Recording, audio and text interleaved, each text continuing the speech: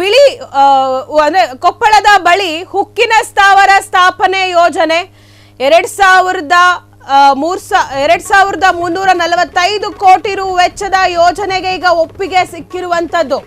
ಈ ಬಗ್ಗೆ ಅಧಿಕೃತ ಮಾಹಿತಿ ಹಂಚಿಕೊಂಡ ಸಚಿವ ಎಂಬಿಪಿ ಉಕ್ಕಿನ ಸ್ಥಾವರ ಯೋಜನೆಗೆ ಕೊಪ್ಪಳ ಜನ ವಿರೋಧವನ್ನ ವ್ಯಕ್ತಪಡಿಸುತ್ತಿದ್ದಾರೆ. ಆರೋಗ್ಯ ಮತ್ತು ಮಾಲಿನ್ಯದ ಬಗ್ಗೆ ಆತಂಕವನ್ನ ವ್ಯಕ್ತಪಡಿಸಿದ್ದಾರೆ ಕೊಪ್ಪಳದ ಜನ.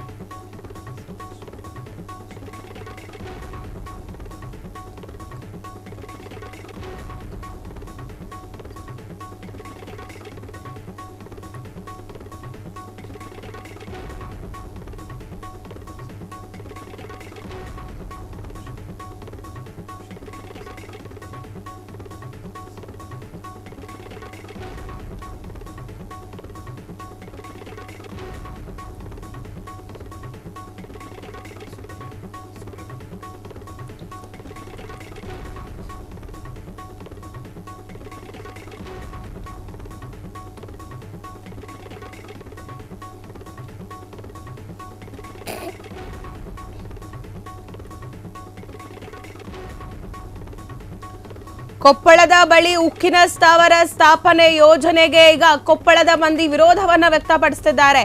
2345 ಕೋಟಿ ರು ವೆಚ್ಚದಲ್ಲಿ ಈ ಒಂದು ಯೋಜನೆಯನ್ನ ಮಾಡಲಾಗ್ತಿದೆ. ಈ ಒಂದು ಯೋಜನೆಗೆ ಒಪ್ಪಿಗೆ ಸಿಕ್ಕಿದೆ. ಈ ಬಗ್ಗೆ ಅಧಿಕೃತ ಮಾಹಿತಿಯನ್ನ ಹಂಚಿಕೊಂಡಿದ್ದಾರೆ ಸಚಿವ ಎಂಬಿಪಿ. ಉಕ್ಕಿನ ಸ್ಥಾವರ ಯೋಜನೆ ಬಗ್ಗೆ ಈಗ ಕೊಪ್ಪಳದ ಜನರು ವಿರೋಧವನ್ನ ವ್ಯಕ್ತಪಡಿಸುತ್ತಿರುವಂತದ್ದು. ಯಾಕಂದ್ರೆ ಈ ಒಂದು ಯೋಜನೆ ಅಲ್ಲಿಗೆ ಜಾರಿಗೆ ಬಂದ್ರೆ ಆರೋಗ್ಯ ಮತ್ತು ಮಾಲಿನ್ಯದ ಸಮಸ್ಯೆಯಾಗುತ್ತೆ ಅಂತ ಹೇಳಿ ಆತಂಕವನ್ನ ವ್ಯಕ್ತಪಡಿಸುತ್ತಿದ್ದಾರೆ. ಸರ್ಕಾರದ ವಿರುದ್ಧ ನಿವಾಸಿಗಳು ಮತ್ತು ಸಂಘಟನೆಗಳು ಪ್ರತಿಭಟನೆಯನ್ನ ಮಾಡ್ತಿದ್ದಾರೆ. ಈ ಹಿಂದೆ ಗವಿಸಿದ್ದೇಶ್ವರ ಮಠಾಧೀಶರು ತೆಗೆದುಕೊಂಡಿದ್ದಂತ ನಿರ್ಧಾರಕ್ಕೆ ಸರ್ಕಾರ ಬದ್ಧರಾಗಿರ್ತೀವಿ ನಾವು ಅಂತ ಹೇಳಿದ್ರು.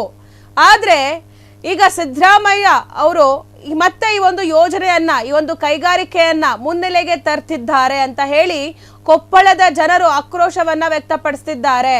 ಏನು ಸರ್ಕಾರ ನಾವು ಬದ್ಧರಾಗಿರ್ತೀವಿ ಅಂತ ಹೇಳಿ ಸಿಎಂ ಸಿದ್ದರಾಮಯ್ಯನವರು ಹೇಳಿದ್ರು. ಈಗ ಕೈಗಾರಿಕಾ ಸಚಿವ ಎಂಬಿ ಪಾಟೀಲ್ ಅವರು ಸಾಮಾಜಿಕ ಮಾಧ್ಯಮಗಳಲ್ಲಿ ಈ ಒಂದು ಯೋಜನೆ ಬಗ್ಗೆ ಅಧಿಕೃತವಾಗಿ ಘೋಷಣೆ ಮಾಡಿದ್ದಾರೆ.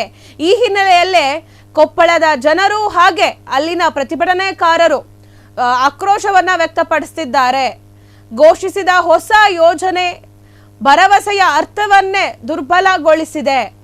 ಅಲ್ಲಿ ಯಾಕೆ ಈ ಒಂದು ಯೋಜನೆಯನ್ನ ಮಾಡ್ಬೇಕು ಅನ್ಕೊಂಡಿದ್ದೀರಾ, ಆ ಒಂದು ಯೋಜನೆಗೆ ಅಂದ್ರೆ ಆ ಒಂದು ಭರವಸೆಗೆ ಇದೊಂದು ಅರ್ಥವನ್ನೇ ಕಳೆದುಕೊಳ್ತಿದೆ, ದುರ್ಬಲಗೊಳಿಸಿದೆ ಆ ಒಂದು ಅರ್ಥವನ್ನೇ. ಅಲ್ಲಿ ಮಾಲಿನ್ಯ ಜಾಸ್ತಿ ಆಗಬಹುದು, ಸೊ ಜನರಿಗೆ ಆರೋಗ್ಯದ ಸಮಸ್ಯೆಗಳಾಗಬಹುದು.